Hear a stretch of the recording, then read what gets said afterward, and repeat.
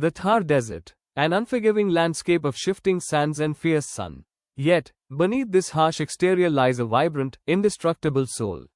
Welcome to the spiritual tapestry of Rajasthan, a land shaped not just by kings and fortresses, but by mystics, eco-warriors, and divine lovers who decoded the ultimate truth of survival and devotion. In Rajasthan, the search for the divine took three magnificent paths. First, the Nirgun, the seekers of the formless divine, focusing on meditation, internal truth, and fierce social equality. Next, the Sagun, worshippers of the embodied divine, expressed through sacred idols, elaborate rituals, and passionate love. And finally, the Syncretic, a beautiful synthesis that seamlessly blended formless philosophy with embodied devotion. Meet Dadu Dayal, fondly remembered as the Kabir of Rajasthan. Born in Ahmedabad and raised by Brahman Lodi Ram, he ultimately made Narayana his spiritual home. Dadu championed the Nipak, or impartial movement, preaching strict Nirguna devotion in the local Dhundandi language at his gathering space, the Alakh Dariba. He appointed 52 core disciples, the 52 pillars, to spread his message of equality. And in a profound act of ultimate ecological surrender, his followers neither burn nor bury their dead, leaving them to nourish the birds and animals of the desert. Over time, the Dadu Panth blossomed into 5 distinct branches: the Orthodox Khalsa, the Wandering, Detached Virakt, the Northern Uttarade, the Ash-smeared, matted-haired Kaki, and the Naga warrior monks, founded by Sundaradas Ji, who were recruited by Jaipur's Savai Jai Singh to fight Maratha invasions. But perhaps the most striking story is that of disciple Rajab Ji. Hearing Dadu's teachings on his very wedding day, he was so profoundly moved that he renounced the world, but chose to remain in his elegant groom's attire for the rest of his life. In the heart of the Thar, ecology is religion.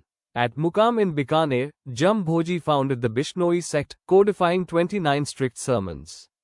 His followers are forbidden from wearing blue, practice fierce wildlife protection, advocate for widow remarriage, and guard the sacred khejdi tree and desert deer with their lives. Nearby in Katariasar, Jasnath Ji founded the Jasnathi sect with 36 sermons, revering peacock feathers and the net tree. To this day, his followers wear a black wool thread and perform the jaw-dropping Agni, or fire dance, sprinting across burning embers while chanting the ecstatic cry, Fateh Fateh. Rajasthan's spirituality gave a powerful voice to women who shattered social norms. Mirabai, born in Kutki, bypassed patriarchal chains by claiming Lord Krishna directly as her husband, leaving behind immortal poetry before miraculously merging with his idol in Dwarka.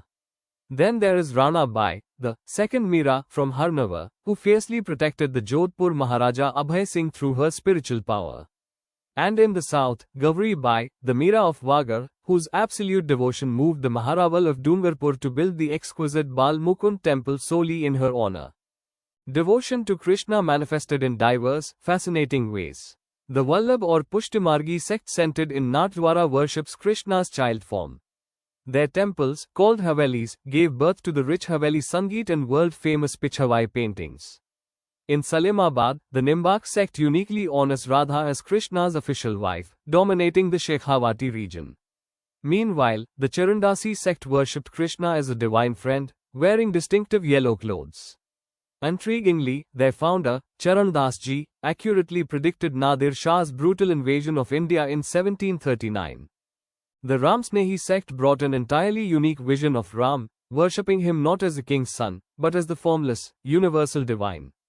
Instantly recognizable by their iconic pink robes, the sect anchors itself in 4 major centers: Shahpura, founded by Ramchandra Ji, which hosts the vibrant Phuldal fair right after Holi; Rain, founded by Daryav Ji, an early pioneer born into a Pathan family; Sihanthal, founded by Hari Ram Das Ji, author of the pivotal yoga text Nishani; and Khedapa, founded by Ram Das Ji, an ascetic from the marginalized Meghwal family. No spiritual map of Rajasthan is complete without Ajmer, the Sufi heartland. Arriving from Iran during the reign of Prithviraj Chauhan, Khwaja Moinuddin Chishti was granted the ultimate spiritual title, Sultan-ul-Hind, the spiritual sovereign of India. The construction of his sacred dargah beautifully reflects a syncretic history, started by the Delhi Sultan Iltutmish, completed by the Khiljis, and patronized intensely by Mughal Emperor Akbar, Mewar kings, and Maratha rulers alike. Every year during the Urs festival, the Gauri family of Bhilwara hoists the sacred flag, culminating on the sixth day with the Kulki Risma, marking the saint's eternal union with the divine. True spiritual mastery belonged to the working class. Dhanna, a humble Jat farmer from Tonk, proved that the divine belonged to the agrarian fields. Saint Pipa, a ruling king of Gagrong, abdicated his golden throne to follow Ramanand, choosing to live as a humble tailor and becoming the patron deity of the tailor community. Laldas Ji, a woodcutter from Alwar's Mef community, preached in Mewati, establishing a legendary bridge for Hindu-Muslim unity. And Saint Haridas Ji, who began life as a feared outlaw and dacoit, underwent a profound transformation to found the Niranjani sect. Rajasthan also became a crucible for powerful Jain ethical revivals. Acharya Bhikshu Swami founded the Terapanth branch, injecting strict ascetic codes and intellectual rigor into the society. Centuries later, in 1949, the ninth Acharya, Tulsi Das, launched the revolutionary Anuvrat movement for moral awakening. His radical decree was simple yet profound: first human, then Hindu or Muslim. This legacy of non-violence was carried forward by Acharya Mahapragya, who integrated the science of living into education and led the historic Ahimsa March in 2001. This is the desert's true alchemy. Faced with an unforgiving landscape, Rajasthan chose to turn environmental conservation into divine law. In a highly stratified society, these spiritual movements became the ultimate leveler, offering refuge, dignity, and a powerful voice to women, farmers, and the marginalized. Ultimately, spirituality here was never an escape from the harsh desert. It was the ultimate tool for surviving, respecting, and elevating it. Don't forget to subscribe, like, share, comment if you enjoyed this quick revision.